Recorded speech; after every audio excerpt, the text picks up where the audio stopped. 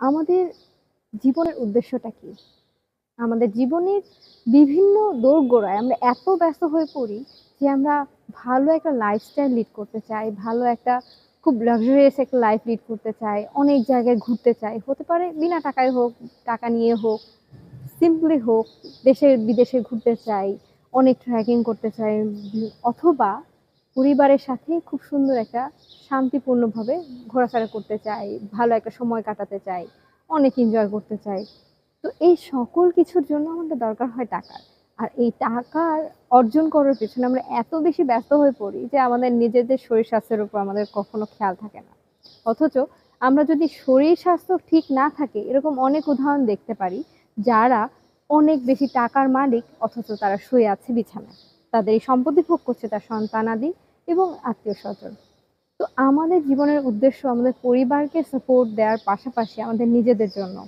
তো এমন যদি হয় যে আপনি আপনার পরিবারকেও সাপোর্ট দিচ্ছেন আর পাশাপাশি নিজেও ফিজিক্যালি ফিট, তাহলে কেমন হয়? তো এই ব্যাপারটাই আমাদের জীবনে খুব গুরুত্বপূর্ণ একটা প্রভাব রাখে। আমরা যখন এই জিনিসটা ফিজিক্যালি ফিট থাকার চেষ্টা করি, সকালে রানিং করি কিংবা জিমে যাই, ওয়ার্কআউট করি, তাহলে আমরা নিজেদের শরীরে যদি ১ ঘন্টা ২ ঘন্টার মতো একটা সময় দিই, আর বাকি ২২-২৩ ঘন্টা আমাদের জীবনে পড়ে থাকে অনেক কিছু করার জন্য। তো আমাদের যদি আমাদের নিজেদের ফিট রাখার এমন একটা পদ্ধতি পাই যেটা আমাদের নিজেদেরকে খুব সুস্থ রাখবে, পাশাপাশি আমাদের এই বিনোদনের ব্যাপারটাও থেকে খেলা ব্যাপারটা আসলে এরকমই। আপনাকে বিভিন্নভাবে আনন্দ দেওয়ার পাশাপাশি আপনাকে ফিজিক্যালি ফিট করে তোলে। বিভিন্ন রকম খেলা, কোনোটা খুব কম্পিটিটিভ হতে পারে, কোনোটা খুব ডাল আপনার জন্য। কিন্তু এই হরেক রকম খেলার মাঝখানে আপনি কিন্তু আপনার পছন্দের খেলাটা খুঁজে পাবেন। তো এই জায়গায় আপনি যদি আপনার পছন্দের খেলাটা নিয়ে আপনি খেলতে পারেন, একটা খেলার মধ্যে বিভিন্ন ধরনের প্ল্যান থাকে কিন্তু শুধু খেলা না।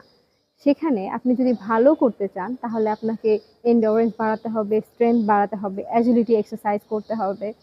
তো এইসব কিছু করতে যেয়ে আপনার নিজের শরীরের উপর যতটুকু প্রয়োজন সেটা কিন্তু চর্চা হয়ে যায়। আর পাশাপাশি বন্ধুত্ব, মেন্টাল স্ট্রেস দূর করা, এই সার্কেল তৈরি করা এটা তো পরীক্ষায় দেখা যায় ১০ মিনিট একা, একা স্কিপিং রোপে জাম্পিং করার চেয়ে যদি বন্ধুদের সাথে আমরা এই ১০ মিনিট টাইম স্পেন্ড করি তাহলে কষ্ট কম হয়, আরো ভালো লাগে বেশি। অর্থাৎ আপনি একই কাজ করছেন, ফ্রেন্ডদের সাথে সবাই মিলে স্পোর্টসটার মাধ্যমে করছেন। আর আপনার ভালো লাগছে এবং আপনি কাজটা হয়ে যাচ্ছে। পাশাপাশি আপনি ফিজিক্যালি ফিট থাকছেন।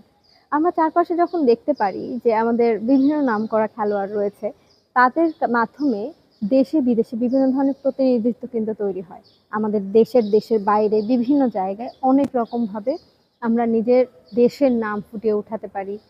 আপনার একটা টেনশন হতে পারে যে আমার সন্তান, বন্ধু-বান্ধব যদি খেলাধুলার মধ্যে এত বেশি ব্যস্ত থাকে, তাহলে লেখাপড়া ছুটে যাবে।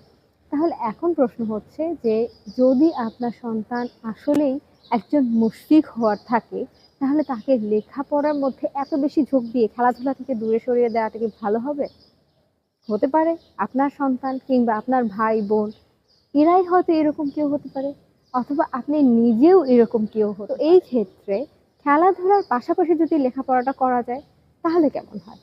একটা নির্দিষ্ট সীমারেখার মধ্যে আমাদের আগে কিন্তু এরকম ছিল বাপ-দাদাদের সময় যে বাচ্চা-কাচ্চাদের বলা হতো যে মাগরিবের আগে বাসায় চলে আসতে হবে এবং তার আগে সে খেলাধুলা করতে পারত।